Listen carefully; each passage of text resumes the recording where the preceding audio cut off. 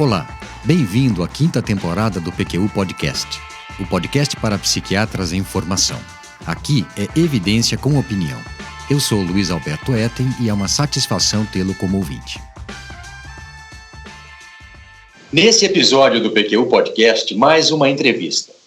Hoje conversaremos com meu bom amigo, de longa data e colega, José Tomé. José Tufik Tomé graduou-se em Medicina pela Faculdade de Ciências Médicas da Santa Casa de São Paulo, em 1971. Fez mestrado em Psicologia Social pela Pontifícia Universidade Católica de São Paulo e doutorado em Psicologia pela Universidade del Salvador, na Argentina. Atualmente é presidente da Unidade de São Paulo da Rede Ibero-Americana de Ecobioética. Professor do Instituto Sedes Sapiense, chair da seção de crises e desastres da World Psychiatric Association, membro honorário do World Council for Psychotherapy e, como tal, participante da Comissão de Saúde Mental do Conselho Econômico da ONU, membro da Federação Latino-Americana de Psicoterapia e da Associação Médica Líbano-Brasil. É coautor do livro Intervenção em Situações Limite Desestabilizadoras, Crises e Traumas, publicado em 2009 pela ArtMed. E aí, Tomé, tudo bem? Preparado para essa sabatina? Sim, vamos lá. Vamos adiante na sabatina, vamos ver. Tá bem. Preparado. Tomé, é um prazer tê-lo aqui no PQU Podcast, ainda mais em um momento tão excepcional como este que vivemos, em plena pandemia do Covid-19. Lembramos o ouvinte que estamos gravando remotamente, cada um na sua casa, e o Breno no estúdio. Afinal, estamos todos em isolamento. Reconhecemos que a qualidade do áudio nessas circunstâncias não são as ideais, mas o PQU Podcast não pode parar. Tomé, durante a faculdade de medicina, como é que se deu para você o interesse pela psiquiatria e psicologia? Bom, aqui é uma longa história, né? Eu entrei na faculdade em 1966. Eu fui a 4ª turma da Santa Casa de São Paulo, que trazia um ensino renovador em medicina.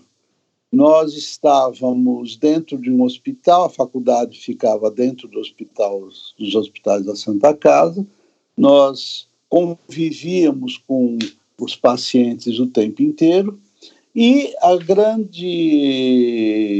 o caminho diferencial na época era que, basicamente, a grande importância se baseava na relação paciente médico, paciente profissional. Então, desde o primeiro ano, nós tínhamos aula de enfermagem, que nós trabalhávamos junto com a enfermagem, aprendendo a dar injeções endovenosas tal, e conversando sempre com os pacientes. Eles tinham nomes para nós.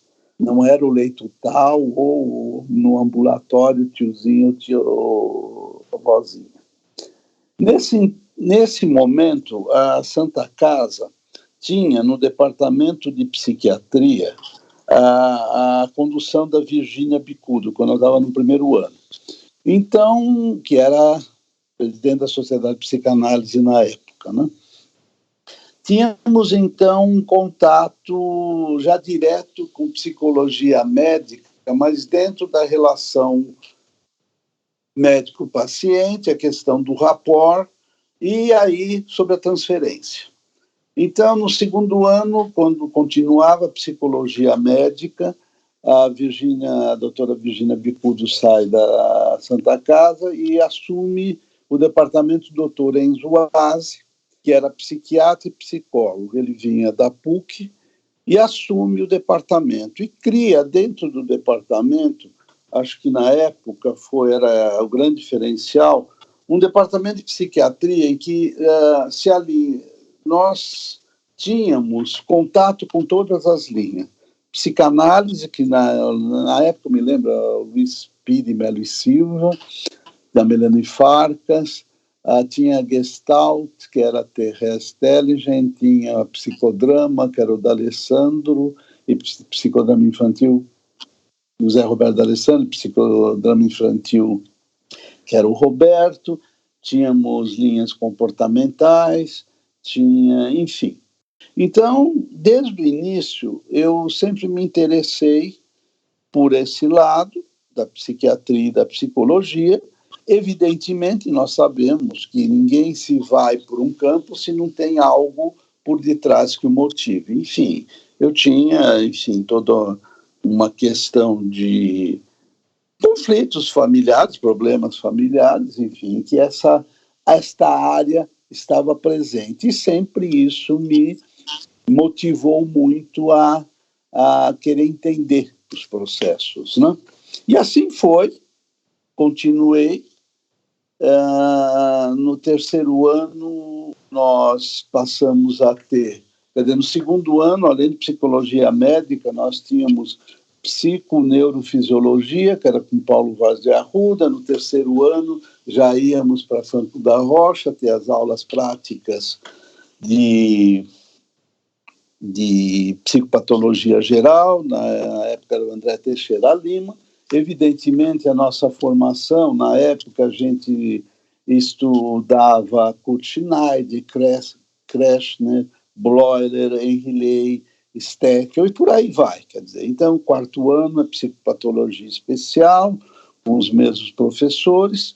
Quinto ano, já é internato, que o nosso internato começava, aí o Platarotti estava vindo dos Estados Unidos e a Santa Casa ficou, na época, como a que comandaria o departamento lá do Hospital da Vila Mariana.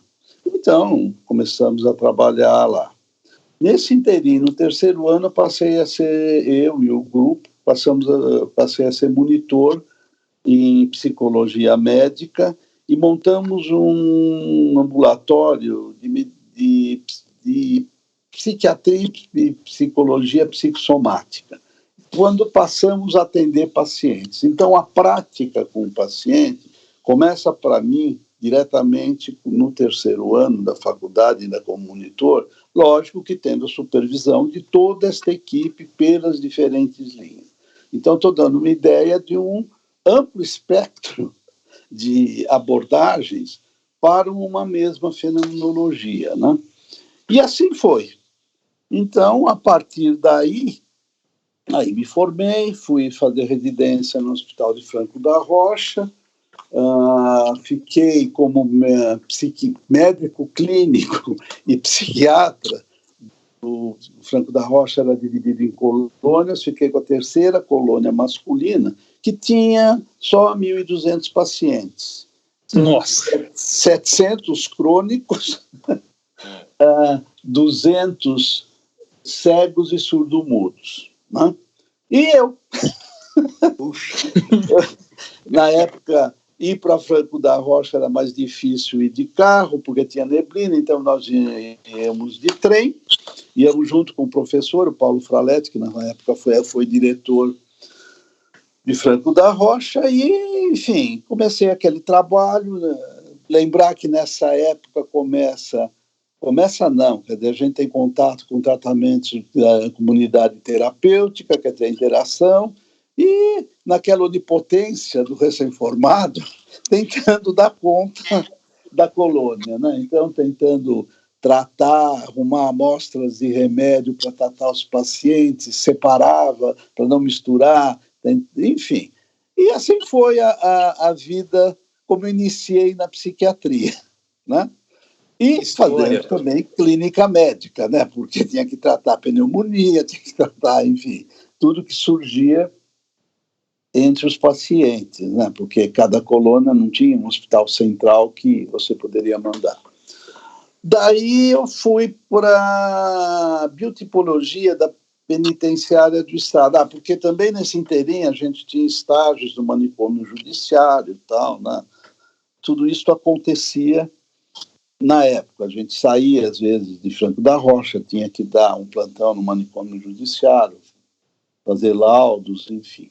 Então, eu saí de Franco da Rocha e fui para o Instituto de Biotipologia do Estado de São Paulo, que era um organismo da Penitenciária do Estado e comecei a ser perito judicial, fazendo laudos, né? Aí fiquei mais ou menos até os 4, 5 anos de sair. Aí, nesse interim, começa toda uma formação, quer dizer, voltando para trás. A partir do 5º ano da faculdade, aqui em São Paulo, o Instituto Sede Sapiências era comandado pela Madre Cristina. E ela chamava, a partir do 5º ano da psicologia, os estudantes de 5º e 6º ano da medicina, para atuarem lá dentro da clínica, fazendo cursos. Então, nesse interim, passei a fazer os cursos, a partir do 5º ano, no Sede Sapiência, cursos com o William Kenzler, o Bly, o Kenzler, e atendíamos os pacientes da clínica. Ao mesmo tempo, fazia fora da faculdade, existia um psiquiatra proeminente na época, que era residente, que era o Fábio Gicovati, que a gente conhecia através do pai dele, que era professor na Santa Casa, e comecei a fazer um grupo de estudo em que nós estudávamos o Franz Alexander, que vinha na contramão da psicanálise. Então, eu tinha uma formação, digamos, mais curricular dentro dos estudos de Freud, Melanie Klein. Porque na faculdade também a gente tinha Henriet, estudava, enfim, a psicodinâmica através dele. Aí tinha o contraponto com Alexander, e passamos a atender na clínica psicológica do Sede Sapiência. E nessa época, estamos em plena ditadura, o SEDES tinha uma posição contrária à ditadura, nós também, estudantes, pertencíamos à UNE da época, né? Apanhávamos na rua para o Zé Dirceu poder falar, para ele poder discursar, e tínhamos pertencia ao movimento estudantil da época. E começamos, então, a atender os egressos da tortura, do Código. E a gente atendia no Sede Sapiência, porque lá era um reduto contra a ditadura. A Madre Cristina, ela era Sodré Dória, era prima do Abreu Sodré, que era governador de São Paulo, e tinha, então, uma certa retaguarda nesse sentido para poder, enfim, atuar dessa forma. Então, nós atendíamos casos que aí já começo a pensar, isso eu vou explicar mais adiante um pouco, atender pessoas que, por passarem por situações traumáticas, tinham a vida normal e passam, de alguma forma, a adoecer naquele momento pela vivência traumatogênica que passam a ter. Então, nós atendíamos os egressos da tortura. E por aí interessante. Então aí estou dando uma pincelada do começo de vida profissional.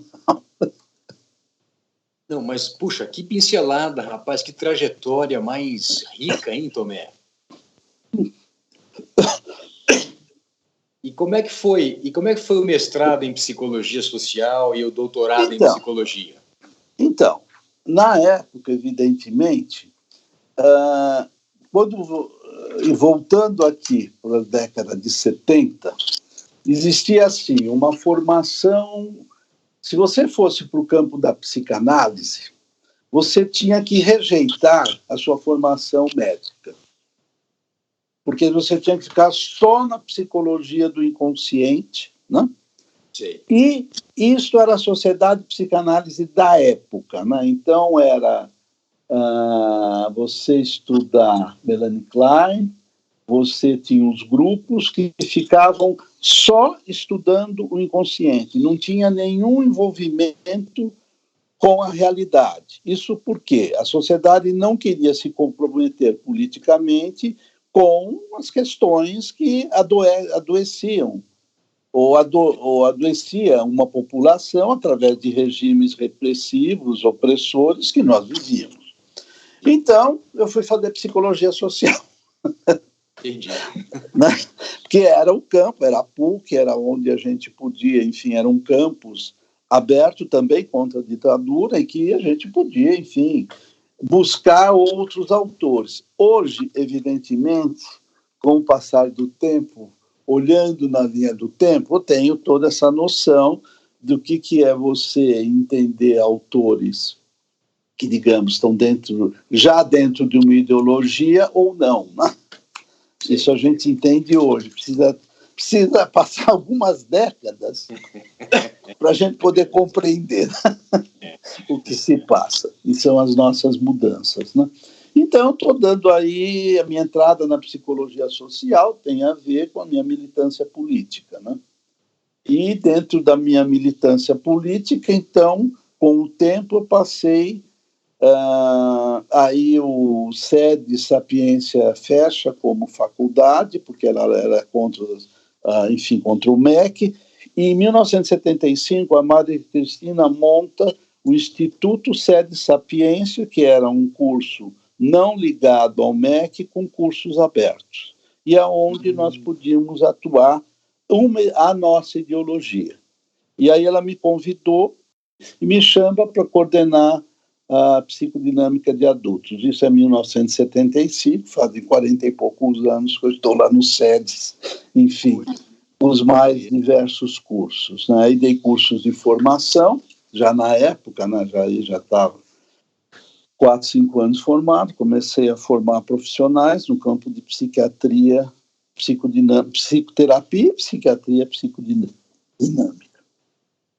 Perfeito, Tomé. E eu entendo que foi nesse momento, né, Tomé, mais ou menos desse histórico, que você começou a sua prática psiquiátrica independente, vamos chamar assim, né? Sim. Sem uma supervisão.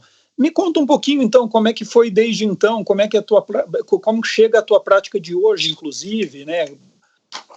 Deve ter história. Como você vê, Vinícius e Luiz, o meu campo de conhecimento, eu varri várias escolas. Eu sou uma pessoa que eu não me contento com o conhecimento estabelecido. Eu estou sempre procurando algo que me abra um outro caminho, que me abra uma outra possibilidade de ampliar a reflexão, pensamento, conhecimento. Então, minha prática clínica, enfim, começo como médico em 71, em Franco da Rocha, na biotipologia, e monto meu consultório. Trouxe alguns pacientes que eu atendia na clínica do SED Sapiência, com isso comecei a minha clínica aqui em São Paulo, junto com um grupo de colegas que também trabalhavam dentro da clínica do SED. Só para você ter ideia, esse grupo do SEDES, hoje é o Plínio, você conhece o Plínio Montanha, que foi presidente da sociedade, a Melanie continua, enfim, nós éramos um grupo de 10 ou 12 que a Madre elegeu, que nós montávamos um grupo de estudos, isso começou em 69 e continuamos. Então, a supervisão do trabalho, ele sempre continuou até alguns anos, porque, evidentemente, na nossa área, sempre você tem que ter uma visão de fora, né? Lógico que, na época, fazendo minha análise, todo o processo pessoal, né?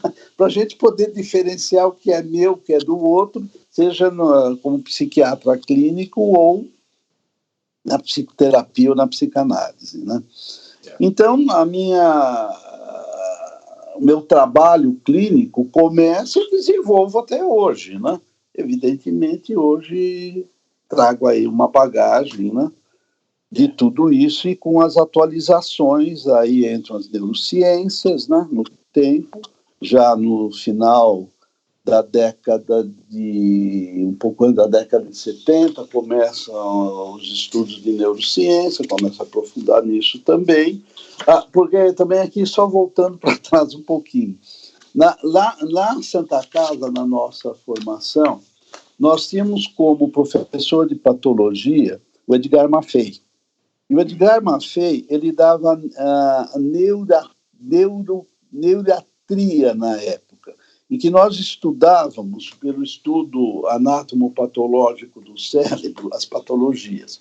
Então, esse lado de neuroanatomia, neurofisiologia, também sempre esteve presente para mim.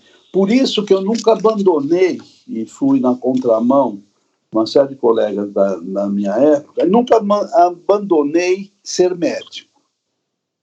Uma das razões pelas quais eu não fiz a Sociedade de Psicanálise de São Paulo era essa, porque era uma exigência, para mim, que não fazia sentido. Eu ter que negar, fazer a negação daquilo que eu era e daquilo que me formava. Então, eu fui fazer minha formação com profissionais que eu elegia, enfim, os famosos grupos de estudos que tivemos anos a fio, né, desenvolvendo aí as mais variadas linhas. Então, quando começa a aparecer mais para a psiquiatria, a neurociência, como um caminho, eu tinha esse lado já cunhado em mim, né?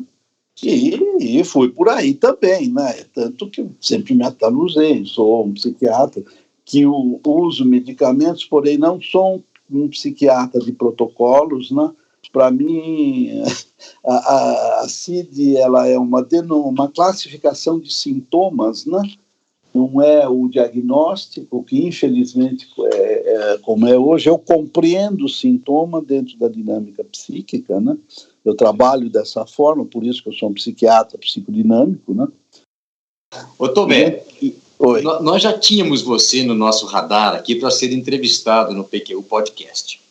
Mas nós adiantamos o convite e a publicação dessa entrevista em virtude desses acontecimentos atuais que estão abalando o mundo. Você é chair da seção de psiquiatria de crises e desastres da Associação Mundial de Psiquiatria. E não só isso, eu vi você em ação quando nós trabalhamos juntos naquela tragédia em Santa Catarina, em 2008, causada pelo deslizamento do Morro do Baú, no Vale do Itajaí. Você coordenou, e eu estava lá participando com você, as ações da ABP, da Associação Brasileira de Psiquiatria, no treinamento de profissionais de saúde mental da região para dar assistência às vítimas. Vinícius e eu pensamos que esse seu conhecimento pudesse ser aproveitado nos reflexos que a pandemia está tendo e vai ter, inevitavelmente, na saúde mental da população. Como é que você se interessou por essa área de crises e desastres? Foi nessa época do atendimento dos egressos do DOI-CODE? Então, é aí que eu vou unir uma coisa, uma vivência da minha formação com o desenrolar do meu trabalho, do meu conhecimento. Quando eu fui trabalhar e atender essas pessoas egressas da tortura, eu entendia que a realidade também adoecia ou podia adoecer as pessoas. É aí que eu digo, para mim não era só um inconsciente, né? Que você era obrigado a ver dessa forma. Como eu fui trabalhar na formação de psicoterapeutas, eu sempre militei no campo da psicoterapia, né? Nas associações, nas instituições. O meu primeiro caminho foi entrar para um organismo que se formou no final da década de 80 para 90, o World Council for Psychotherapy, que o Alfred Pritz organizou como Conselho Mundial de Psicoterapia, e ele colocou a ONU tem o Conselho Econômico Social, em que as instituições podem ser representadas como ONG. Então, ele me colocou como representante, enfim, do Hemisfério Sul, tal, eu representar o WCP, o World Council, nesse Conselho Econômico Social da ONU, quando eu comecei a trabalhar na Comissão de Saúde Mental. E lá entrei em contato com o pessoal que trabalhava, fazia atendimentos pelo mundo afora, das situações de crises, de epidemias, teve o Katrina, enfim. Então eu comecei a me interessar por esse estudo. Já que eu entendia que a realidade pode alterar a vida da pessoa por um problema que aconteça, que possa modificar a vida dela temporariamente ou para sempre, isso, eu falei, aqui é um outro campo. Então você também milita em instituições, você sabe que quando a gente começa a entrar numa, você vai fazendo link com as outras. Então, o WCP existia a Federação Latino-Americana de Psicoterapia. Essa federação exigia que cada país membro, eu representava o Brasil nessa federação, tinha que ter a sua Associação Brasileira de Psicoterapia. Como a federação exigia o WCP, uma Associação Brasileira de Psicoterapia, você lembra que a ABP, junto com o Conselho Federal de Psicoterapia, organizamos e fundamos a ABRAP, a Associação Brasileira de Psicoterapia. Nesse interim, tem um congresso em 2005 do Conselho Mundial de Psicoterapia do WCP em Buenos Aires, que congregou no mundo 5.000 profissionais. E lá eu conheci o Motti Beniacar, que trabalhava na WPA nessa secção de desastres. E ele vinha com toda uma teoria do disruptivo, que é quando o evento da realidade de forma violenta invade a vida do indivíduo, atacando o psiquismo. E nos aproximamos, enfim, aí vimos que nós tínhamos uma série de coisas em comum, a maneira que eu trabalhava, interagia na metodologia prática, não interpretando, mas com experiências emocionais ressignificativas.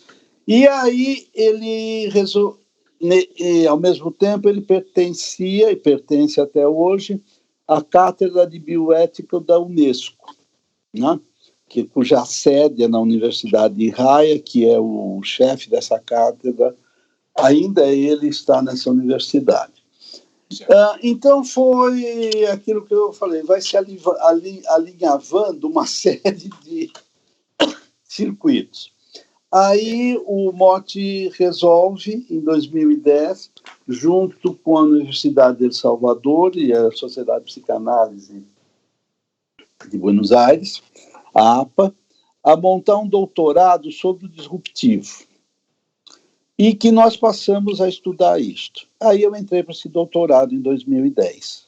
Entendi. E aí eu fui aprofundar, aí fomos teorizar, fomos conceituar todo esse conhecimento prático. Quando nós fomos para Santa Catarina, que você estava junto, aliás, você foi pela ABP Comunidade, você que era o diretor, você que trouxe, né, a possibilidade de nós atuarmos lá. Isso. Nós baseamos muito na montagem de protocolos, que eles são individuais para cada situação, por esse grupo de Buenos Aires. E o Motti, inclusive, veio para um dos eventos que nós fizemos lá em Santa Catarina. Então, foi aí que eu entrei nesse campo. Né? E, lógico, que todo o trabalho, né, esse trabalho que a gente iniciou em 2008, fiquei 3 anos continuando com o pessoal lá de Santa Catarina, porque eu queria dar continuidade nisso para poder fazer minha tese em cima disso, doutorado, e fiz. Muito interessante, Tomé. Você sabe, Tomé, que a gente tem entrevistado vários psiquiatras, muitos bastante experientes, com histórias muito interessantes como a sua.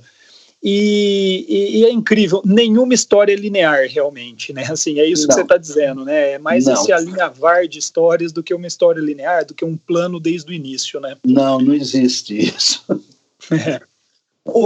Tomé, e agora, indo para uma questão mais atual e prática, diante da pandemia, do isolamento social intenso que está sendo orientado à população, quais medidas devem ser tomadas para garantir assistência de saúde mental para aqueles que necessitem?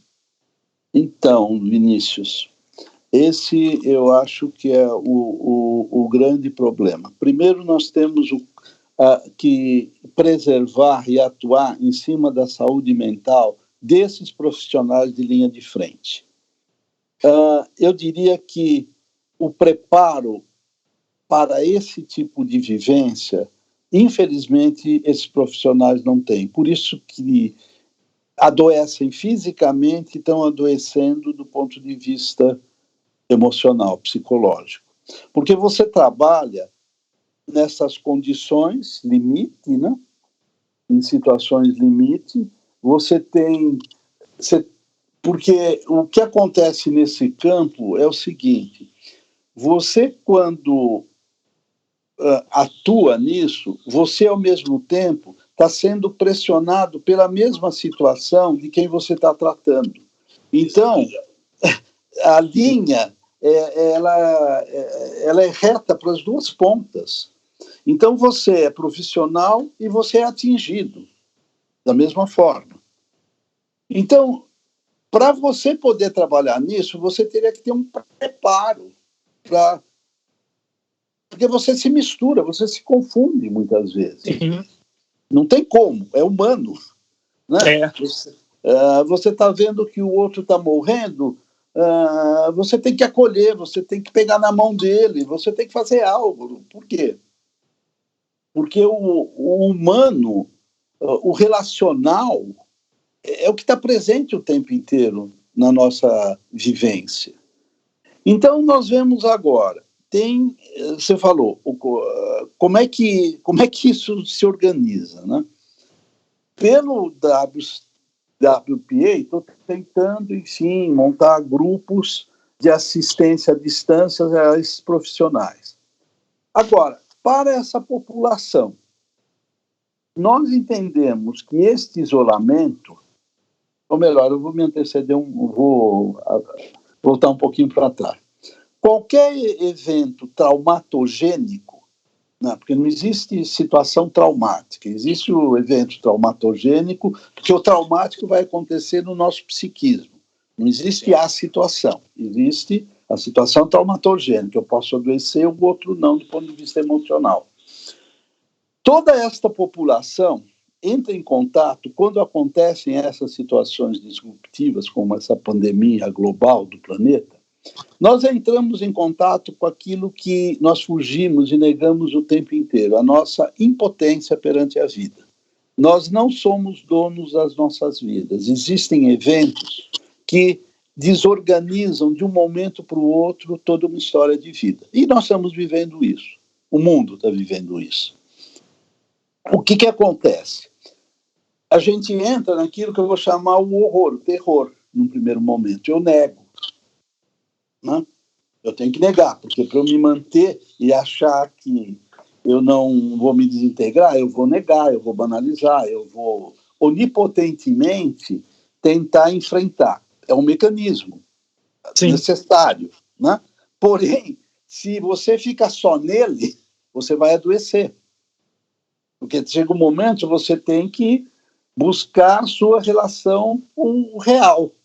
Né? Nós vimos, quando trabalhamos lá, acho que você até dos primeiros encontros, você estava presente, Luiz, o quanto o grupo era onipotente para poder dar conta daqueles primeiros momentos. Não sei se você lembra. Né? Lembro-me, sim. Cada um da sua forma. E o trabalho, durante todo esse tempo, para trazê-los a um reequilíbrio emocional, foi fazer com que contactassem com essa onipotência, que ela só poderia funcionar de uma forma grupal, numa rede de ações, e não individualmente. Estou dizendo isso porque venho agora para o isolamento. Esse isolamento, evidentemente, seria um distanciamento físico, se torna um isolamento social à medida que existe o fique em casa. Que, de um modo, faz um sentido. Agora, a permanência disto leva a outros desdobramentos. Por exemplo, eu estou sem ver minha família, minhas filhas, meus netos, enfim, meus genros, estou eu, minha mulher. Eu ainda trabalho um pouco remotamente e estamos tentando criar ser criativos no sentido de podemos passar um dia após o outro para, nesse sentido, desenvolver aquilo que é necessário em todo o processo disruptivo, desenvolver aquilo que a gente chama resiliência. Né?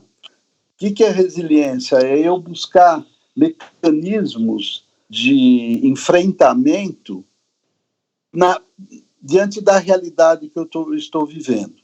O que nós estamos vendo é que nessas primeiras semanas, teve a primeira semana, a segunda, e agora começam a surgir os conflitos. Conflitos de ordem social, econômica e de saúde mental. A pandemia, eu sei que a pandemia ela vai terminar. E eu entendo que, após o término da pandemia pelo vírus, nós temos que olhar para a continuação de uma pandemia em termos de saúde mental. Isso que nós estamos passando vai na contramão daquilo que a natureza humana suporta. Nós não conseguimos conviver com a incerteza. Então, nessa incerteza, está presente o quê? No final da linha? A finitude, a possibilidade de perdas em todos esses sentidos, econômico, social, relacional, perda de pessoas. Enfim, nós estamos lidando o tempo inteiro com uma ameaça, que é a morte, no sentido amplo da palavra. E esta morte é a grande questão do ser humano, né? Desde a filosofia mais antiga, o homem, né? Ele criou deuses para poder, né? Para poder suportar a sua impotência perante essa situação. Né? Então, este processo que nós estamos vendo vai ter, consequentemente, problemas sociais devido a problemas econômicos, problemas de falta de dinheiro, de fome de quem não está trabalhando. Isso leva, aonde não tem o pão, nós sabemos, desagregam, as relações vão se desagregando por essa questão. Então começa a violência social, começa o abuso em drogas, as mais variadas, começam os abusos, né, sexuais nos grupos, né, porque nós temos que entender que as pessoas confinadas, às vezes, em um cômodo, né, como a gente não pode só pensar em as pessoas instaladas, cada um, enfim, na sua casa, nos seus espaços. Não, nós temos uma realidade muito presente, né, que é muito triste, né? Ainda o Brasil está nessa, né? Então, se não tivermos programas sociais com profissionais que entendam de saúde mental de população, de comunidade, para termos ações que recupere um pouco essa resiliência das pessoas, nós vamos ter um problema sério. Porque ninguém passa imune a tudo isso. Nós vamos criar nossa imunidade ao vírus. Se Deus quiser. Mas a imunidade psíquica, eu só vou desenvolvê-la, para desenvolver a resiliência, como eu crio anticorpos entrando em contato com o vírus, eu tenho que criar defesas, imunidade psíquicas ou anticorpos psíquicos, fazendo o enfrentamento da realidade que eu estou vivendo. Não posso mais negá-la.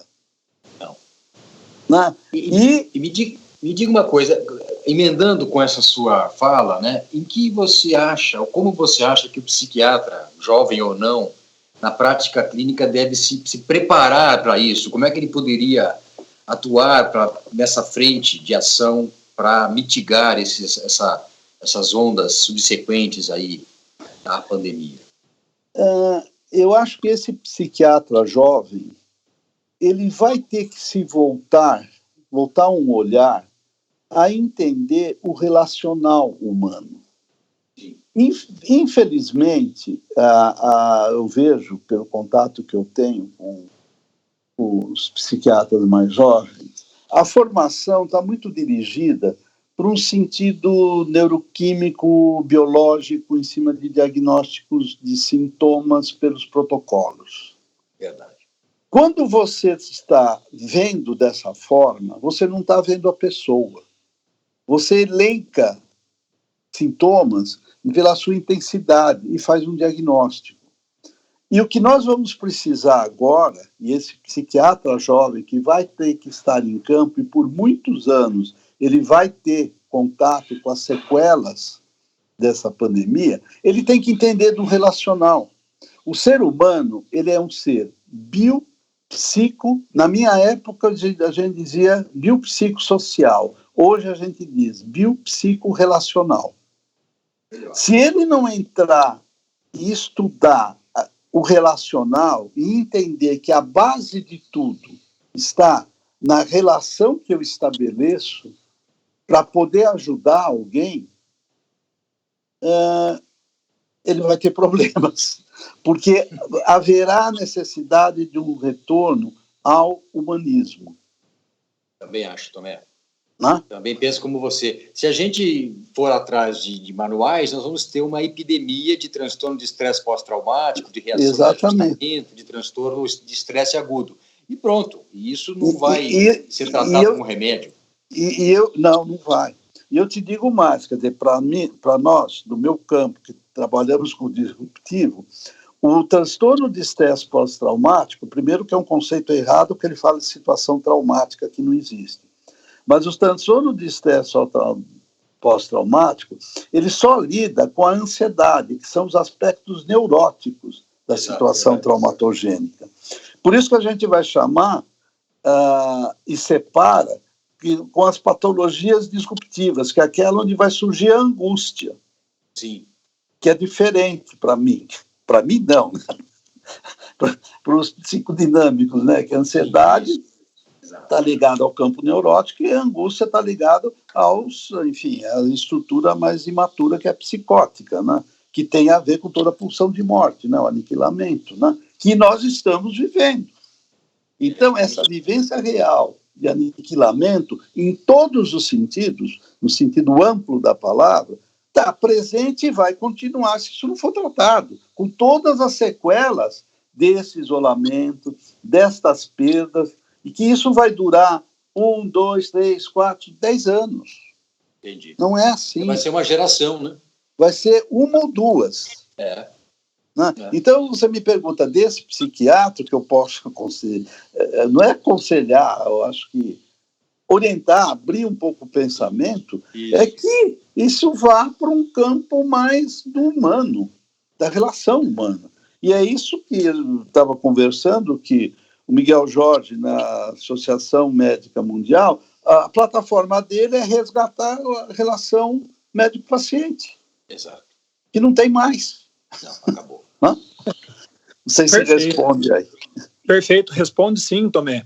Eu vou para algo um pouco mais simples, mais imediato, Tomé, que tem sido uma dúvida de muitos, a gente queria saber a sua opinião, que é sobre a telemedicina na psiquiatria.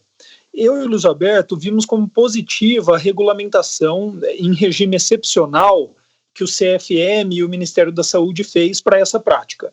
Eu gostaria de saber de você, qual é a sua experiência, se é nesse momento que você também tem tido contato com esse tipo de atendimento, essa situação de desastre.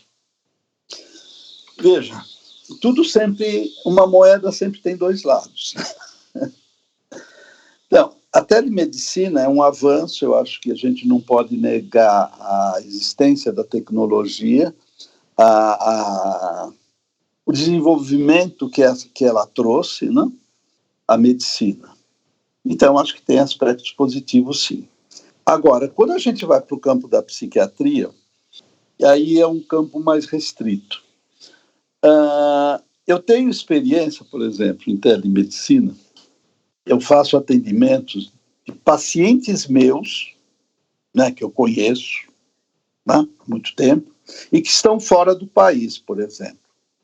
e não querem iniciar um tratamento, terapia de análise fora. Então, eu os atendo.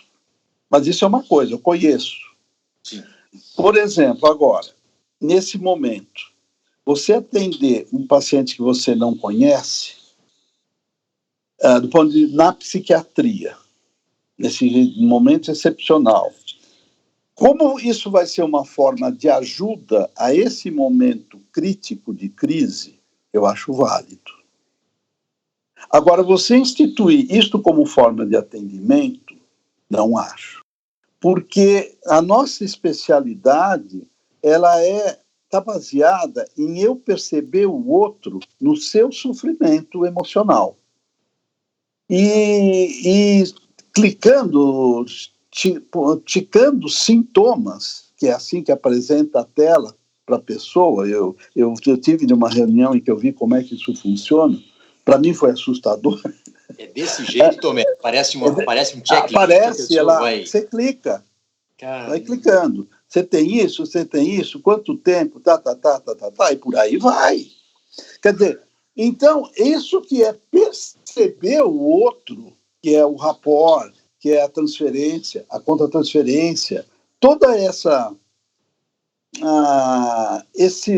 fenomenologia que te dá sintonia fina para os tipos de sintomas, para entender se aquela depressão está em cima de uma culpa persecutória, ou está em cima de uma culpa, enfim, atávica do indivíduo. E isso vai diferenciar como eu vou conduzir, como eu vou medicar, que tipo de antidepressivo eu vou dar, porque para mim tem isso também, não é testar antidepressivo. Eu acho que existem determinadas antidepressivos, pré-sinápticos, pós-sinápticos, enfim, que funcionam de uma melhor maneira conforme o tipo de quadro depressivo que a pessoa apresenta. Então, eu acho que a telemedicina ela não vai permitir isso. Não, vai, inclusive, acredito que muitos vai se perder, né? Vai se perder, vai pasteurizar um atendimento num sentido que eu acho que não é mais, para mim não é mais psiquiatria. Você pode dar um outro nome, né? Eu acho que psiquiatria ela é uma especialidade do contato. Perfeito, Tomé. Você sabe que eu acho, Tomé, que é por isso que a gente acha também que a regulamentação ela é importante em regime de excepcionalidade mesmo, né? Como você disse, para esse momento faz sentido. Porém, a discussão da telemedicina, e principalmente da telemedicina em psiquiatria, ela ainda não está amadurecida, né? E atropelar isso seria muito ruim. Mas já atropelaram, Vinícius, porque já existem empresas de colegas médicos que estão fazendo isso. Entendi. Entendeu? Então, e isto com um reforço de universidade por detrás. Então, não é bem assim. É muito sério isso. E vamos avançar aqui um pouquinho, Tomé. O que é que você poderia dizer com essa experiência, essa bagagem toda de psicoterapeuta para o psiquiatra em formação sobre como e quando ele deve se dedicar à formação ou à especialização em alguma técnica de psicoterapia? Você teria algo a dizer sobre isso? Alguma orientação a dar? Tenho, porque eu formo psiquiatras e psicólogos, psicoterapeutas há mais de 40 anos. Né? Então, primeiro, eu acho que a pessoa ela tem que buscar uma linha que ela se adapte bem àquilo. Se você não é uma pessoa muito, digamos, autorreflexiva, então você ir para as abordagens psicodinâmicas, reflexivas, você pode ficar muito mecânico, talvez você se adapte a uma outra linha de uma forma melhor. Agora, eu não entendo, Luiz, Vinícius, como é que pode existir um psiquiatra que não tenha uma formação, eu não digo especialização, mas que entre na formação dele em psiquiatria as abordagens psicoterápicas, para ele entender o relacional. Eu não entendo como é que possa ser psiquiatra. Não sei se responde o que você está dizendo. Perfeitamente. Quer dizer, é obrigatório, é mandatório. É obrigatório, não tem como. Eu não posso passar a vida elencando sintomas. Isso não é psiquiatria. Entendi. Ô, Tomé, e como que o jovem psiquiatra pode, a seu ver, harmonizar os conhecimentos da tradicional cura pela fala, as psicoterapias, com os avanços da neurociência? É possível? Lógico, como fazer? É possível e necessário. É o que eu estava dizendo para vocês anteriormente. Na minha formação, em nenhum momento eu abandonei os conhecimentos da neurociência. Enfim, eu estou dizendo, eu era estudante de medicina, eu tinha aula com o patologista, o Dr. Maffei, que dava a neuriatria, em que a gente ficava estudando no cérebro, quando ele fazia na autópsia, o que tinha, o que não tinha, o que poderia ser transtorno ou não de ordem psíquica. E eu acho que uma coisa está atrelada à outra, elas são indissociáveis, porque a neurociência, para mim, é cérebro, e as psicoterapias é a mente. Eu acho que isso é uma relação bionívoca indissociável. Cérebro e mente é uma unidade, que um atua no outro. Tá? Então, nós temos hoje, todas as comprovações por imagens, tanto da neurociência, que melhora o sintoma, quanto só da psicoterapia, que em outras áreas cerebrais também vai atuar e vai melhorar sintomas. Mas, então, eu acho que a conjunção das duas é onde você tem que trabalhar. Tem um momento que tenha que ser mais diminui a medicação, aí é mais a compreensão da problemática emocional, mas é integrado. Eu não consigo entender isso separado. Você entende? Não sei se responde. Então, para mim, é indissociável. Cérebro e mente é uma unidade indissociável. Um atua no outro. Quem vem primeiro ou não sei. Você vai ver no tempo. Tomé, olha, nós vamos ter que, pela questão do tempo, né? Acho que falei muito aí. Não, foi ótimo. E eu queria mais uma vez agradecer, sabe, a gentileza que você disse, aliás, a sua gentileza habitual, né? De nos conceder essa entrevista. Você teria algo mais que você gostaria de falar? Queria aproveitar algo para falar, alguma coisa mais antes de encerrarmos? Veja, Luiz, primeiro queria agradecer a você. Acho que sempre trilhamos os mesmos caminhos, sempre tivemos um ótimo entendimento. Muito obrigado pela entrevista.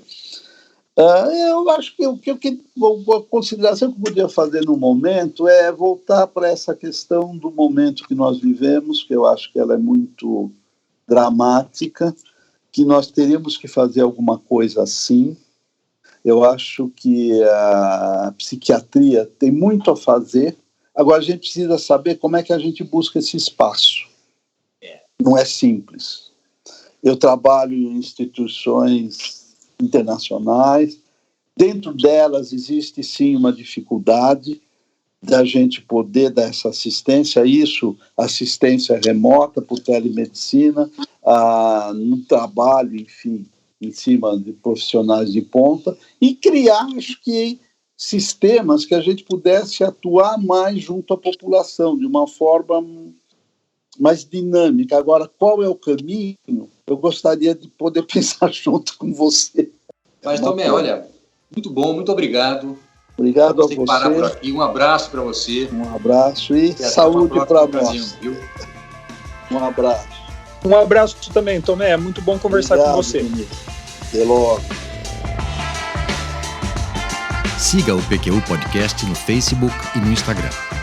Confira em nosso site www.pqpodcast.com.br todos os episódios já publicados com as respectivas referências e organizados por data, autor e sessão.